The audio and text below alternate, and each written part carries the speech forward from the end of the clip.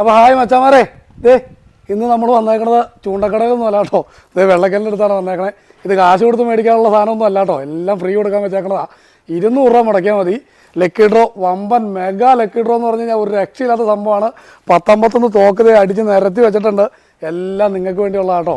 അപ്പോൾ ബാക്കിയുള്ള കാര്യങ്ങൾ നമ്മുടെ ജിബിൻ പ്രോ പറഞ്ഞു തരും. എല്ലാം നിങ്ങൾ കേട്ടോ. സർപ്രൈസ് തന്നെ ഈ ഒരു കണ്ണ് പിടി. ആ റീല റോഡ് പിന്നെ വീശുവല എല്ലാം കൂടി ഇവിടെ അതിലേക്ക് കൊടുക്കണല്ലോ. പിന്നെ കുറെ ഫ്രോഗ് ലൂറുകൾ കാര്യങ്ങളെല്ലാം ഉണ്ട്.